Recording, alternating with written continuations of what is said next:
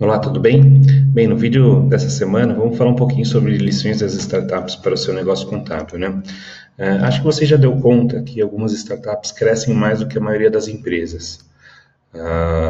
E que normalmente a gente quer aproveitar, logicamente, desses ensinamentos para ajudar no crescimento do nosso negócio contábil, tá?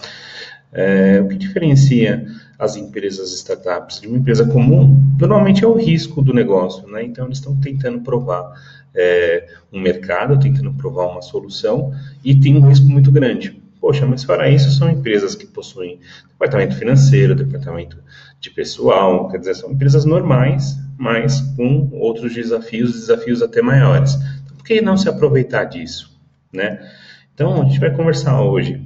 Vou dar para vocês 3 motivos por que elas crescem mais, né? Por que tem essa questão do crescimento, e 5 lições que a gente pode aproveitar no nosso negócio contábil.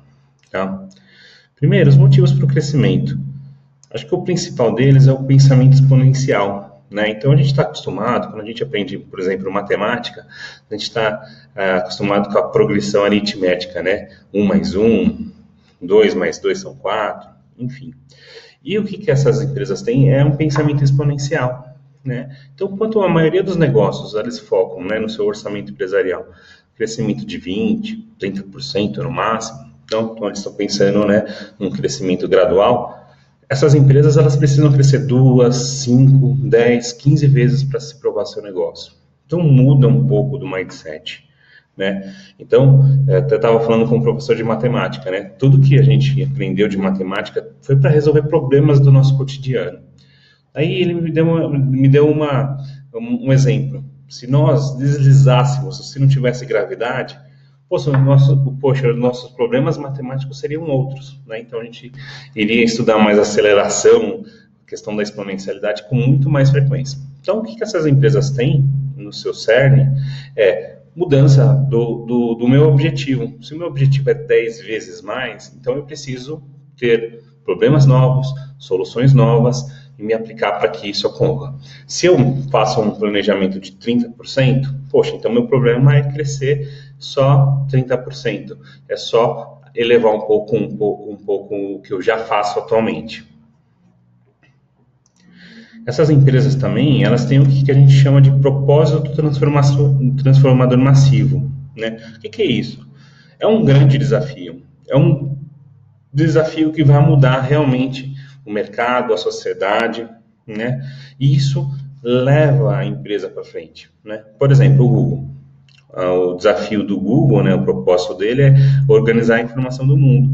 Então, você precisa ser grande para isso. Você precisa, né, ter uma grande estrutura em termos de propósito e de avançar nela.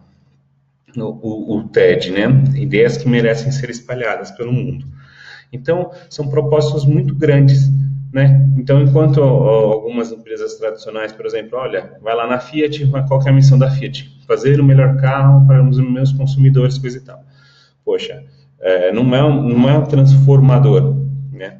Então, esse propósito transformador massivo é o que leva essas empresas a pensarem muito grande, a pensarem fora da caixa e, principalmente, engajar pessoas nisso, porque a gente não faz nada sozinho, né? Então, a questão das pessoas é muito importante, tanto com relação ao público, tanto quanto com relação a colaboradores, com relação a pessoas e com relação à inovação. E, por fim, já que eu não tenho essa preocupação com o antigo, quer dizer, olha, eu tenho problemas novos, né? Como que eu vou atingir esses problemas novos? Como que eu vou resolvê-los? Como que eu vou crescer 10 vezes? Então, existe um desafio dos velhos conceitos. Tudo aquilo que era conceito estabelecido, tudo aquilo que era prática, tudo aquilo que era ensinado nos bancos de administração, isso tudo tem sido desafiado constantemente para ser mais rápido, mais ágil e me levar para a exponencialidade, né? Então, essas empresas não estão preocupadas com as estruturas, com a organização, né? Não, na verdade, elas se liberam, elas são muito flexíveis porque elas possuem, né, metas agressivas e precisam de colaboradores que tenham essa flexibilidade para atingi-las, né? Automatizam o máximo o trabalho manuais, utilizam sistemas de robotização. Então, enfim, tem um processo que precisa ser automatizado para quê? Para que eu cuide daquilo que é importante, né?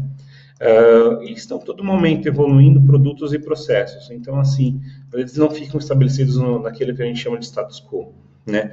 Olha, atingir esse patamar, poxa, que legal. Não, atingir esse patamar, mas olha, para atingir o meu propósito, para crescer 10 vezes, eu preciso continuadamente evoluir. Bem, dito isso, né, falado aqui os motivos desse crescimento, vamos para as principais lições e como que você aplica no seu negócio contábil, né? A primeira coisa é proporcionar um excelente lugar para se trabalhar. Quando a gente pega a internet, abre aí o escritório do Google, a gente vai ver que tem a questão dos puffs, tem questão de alimentos grátis para as pessoas, né? Então, assim, a empresa, ela continua sendo capitalista, ela continua precisando de recursos, ela precisa continuar faturando, enfim. Só que elas são tão agressivas com relação às performances e às metas, que elas proporcionam essa autonomia, o trabalho em equipe e um local agradável para se trabalhar. Por quê? Por muito tempo, a gente associava a nossa vida às duas coisas, a diversão e ao trabalho, pensando que o trabalho não era uma coisa distante do que é divertido, é distante do que... Não, na verdade, o que essas empresas estão começando a fazer, olha, é juntando. Poxa, você tem que ter um ambiente agradável para se trabalhar. Você precisa realmente ter um ambiente que proporcione a produtividade, a inovação, tudo mais, e que você seja feliz no final, né? Então, uma coisa que a gente precisa aprender nos nossos escritórios é proporcionar esses momentos, né? Essa flexibilidade, um ambiente agradável, um ambiente que as pessoas se sintam muito à vontade e não se sintam que estão no trabalho.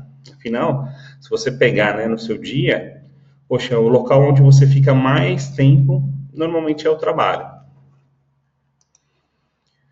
Bem, a outra coisa que os escritórios contábeis têm evoluído, mas ainda de forma tímida, até um pouco por causa do código de ética da profissão, que está em mudança, que vai evoluir grandes temas aí, é o foco em marketing, imagem e conversão, né? Então, essas empresas startups, elas focam muito em imagem, tanto para o público externo que está contratando os serviços delas, como também para colaboradores e para fornecedores, né? Então, eu preciso contratar talentos. Como que eu faço isso? Olha, com uma imagem boa, uma boa reputação, eu consigo reter talentos. Eu consigo ter fornecedores satisfeitos. Eu consigo fazer grandes parcerias. Então, esse foco de imagem é muito grande. Por quê? Não só pelos motivos de marketing, não só pelos motivos de venda, mas também pelos motivos de todo o meu entorno, né? Todos os meus stakeholders, todos os meus clientes, fornecedores, parceiros e colaboradores estarem integrados com aquele meu objetivo. Fora isso, no marketing, não há aquelas tais métricas da vaidade. Olha, eu tenho tantos seguidores no Facebook. No final das contas, né, o marketing foi feito para converter clientes. Então, você precisa ter, essas empresas possuem, né, grandes métricas, avaliação constante de retorno sobre investimentos em marketing e, no final das contas, precisam converter leads em clientes. Então, no nosso investimento em marketing dos escritórios contábeis, poxa, você precisa realmente aplicar a questão do ROI, a questão do retorno, para poder rapidamente corrigir uma estratégia errada e resolver esse problema. Então, acho que essa é uma grande lição em marketing, imagem e conversão. Atenção aos detalhes, acho que aqui é um ponto importantíssimo, né? Então, como essas empresas estão interessadas em crescer muito, elas precisam coletar grandes feedbacks dos clientes, pontos de melhoria, satisfação, tal do NPS, do Net Promoter Score. Para quê? Para evoluir processos e produtos de forma continuada, tá? E isso ocorre no dia a dia, isso ocorre constantemente. É uma coisa que a gente precisa realmente aprender nos escritórios, a gente precisa coletar feedbacks. Normalmente, né, clientes de escritórios, eles ficam uma boa parte do seu ciclo de vida junto com o mesmo escritório. Mas isso não quer dizer que a gente não tenha que capturar momentos ruins, feedbacks negativos, enfim. Os positivos são muito bons, mas são métricas de vaidade. Os negativos ou os não muito bons são ótimos para que a gente melhore processos. e principalmente para gerar novos fluxos de receita para o escritório. Então, as dores dos nossos clientes podem se tornar um fluxo de receita. Eles falam muito sobre BPO financeiro, sobre contabilidade consultiva, é sobre tudo isso que a gente está falando aqui também, né? Então, com esses feedbacks, a gente vai entender o que o nosso público precisa para poder gerar esse novo fluxo de receita. Atualiza a gestão, né? Então, uma coisa importante é que assim, o modo de gerir empresas e o modo de gerir empresas contábeis precisa evoluir. Precisa evoluir em que sentido? Com esses novos problemas, os nossos problemas de crescimento, os nossos problemas de competitividade, os nossos problemas atuais, tá? Então, essas startups, elas possuem Key Performance Indicators, né? Indicadores de performance muito fortes que elas acompanham e elas se dedicam a resolver esse problema. Fora isso, tem um processo de planejamento bastante ágil, né? Então, a gente está acostumado, no ano passado, a fazer um planejamento de ciclo longo. Olha, eu planejo um ano inteiro, planejo 3 anos, vou verificar lá no final se aconteceu tudo bem. Isso não funciona mais. A gente precisa planejar em ciclos curtos, ver o que aconteceu de bom, corrigir e replanejar. Então, isso, a grande método aqui é o tal do OKR, que essas empresas têm utilizado. Tá? E utilize novas ferramentas de gestão, aquelas ferramentas de gestão ágeis, né, que vão dar suporte a uma estratégia de crescimento. Scrum, Kanban, Lean Startup, são todas ferramentas novas que surgem com relação a essas startups para poder dar conta desses problemas exponenciais. Outra questão muito importante que as startups cuidam e que a gente precisa ver nos nossos escritórios é realmente utilizar a tecnologia para reduzir custos. A gente está aqui numa onda de inteligência artificial, automação, integração de dados, isso tudo precisa ser muito bem aproveitado, né? Então, assim, olha, utilize ferramentas de automação para o seu escritório. Existem ferramentas surgindo na parte fiscal, na parte de folha de pagamento, na parte de dados financeiros. Isso é muito importante que você esteja atento. Não só que você esteja atento, que você mude, mas que você continue atento, porque tem se evoluído muito nesse tema, tá? Integração de dados com os clientes, né? Um tema também muito recorrente, um tema muito importante em 2018, em 2019, 2020 vai surgir com muito mais importância, né? Que é a integração de dados com os clientes. Então, tem muitos sistemas atualmente que já são construídos para poder integrar esses dados, né? Os 3 principais, logicamente, Conta Azul, OMIE e NIBO, mas não só eles, né? Então, precisa ficar atento ao que o seu mercado utiliza e, eventualmente, até ajudar esse mercado a evoluir com relação a esse tema. Melhorar a forma de comunicação com o cliente. Então, a gente está numa era de comunicação onde o WhatsApp é uma ferramenta muito importante, uma ferramenta, né, dinâmica, onde você disparou de um lado, recebeu do outro, uma ferramenta imediata. Então, tudo isso são formas de melhorar a comunicação com o cliente. A gente precisa estabelecer formas produtivas, formas que dê conta e que o cliente fique satisfeito.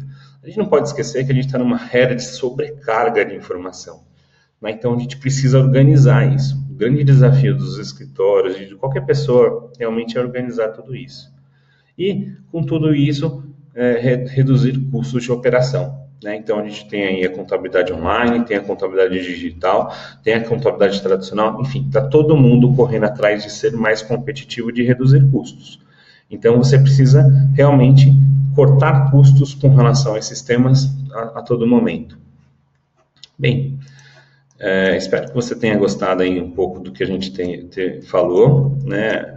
Conteúdo a gente traz aí para poder ajudar o mercado, pensado com muito carinho. Então, se você puder dar uma curtida no vídeo, dar uma assinada no canal, eu vou agradecer bastante e a gente se encontra aí numa próxima oportunidade, tá bom? Um abração.